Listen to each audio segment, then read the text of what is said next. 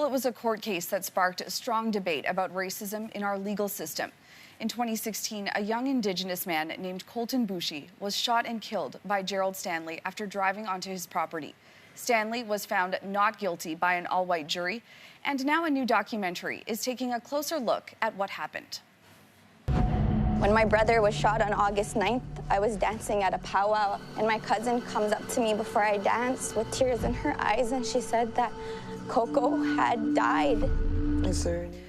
Director Tasha Hubbard followed the Boushie family through the trial and shares their story in Nipawistamasowin, We Will Stand Up. She is with us this morning, along with Colten's family member, Jade Tutusis. Thank you both for being here today. Thank you for having us. I saw the documentary yesterday. It's so powerful. And the starting point is this story of Colten Boushie, but it goes so much beyond that. So tell us, why was it important to tell this story?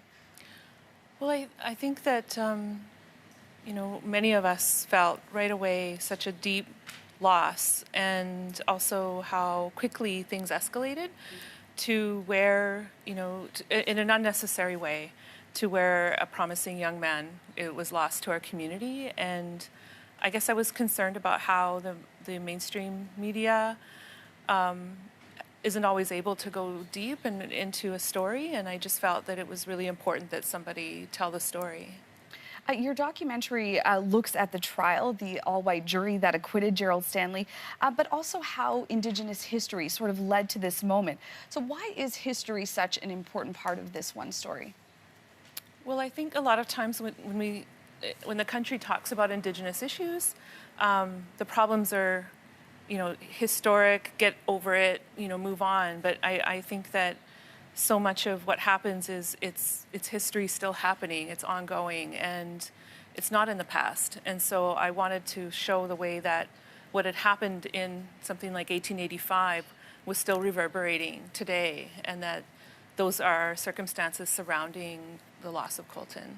And you're right, as you said, this is something that maybe we don't see in all media coverage, right? So it does give a different perspective.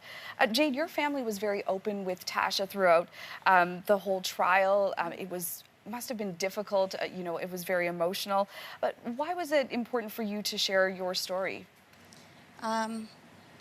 Most of all, to ensure that other families don't go through what we went through.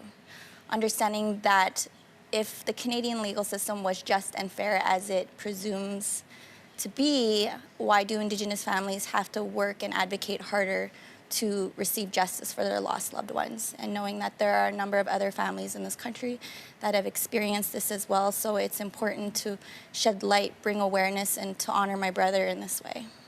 We really see you find your voice in this documentary, too. You kind of mention how you maybe were a bit quieter before, but you really found the strength to speak publicly. How did it feel for you, and how did you find that strength, you know, to address such audiences as the UN? The core of it was my grandmother, my kukum, who heard me speak and had this confidence and this support and that little bit of push to from now on, you need to speak up, you need to say something. And it was that from such a wise and such a humble person to be able to instill that within me. And so that's what I carried with me, was my grandmother and well as the women around me. Yeah, your strength certainly comes through in the documentary, too.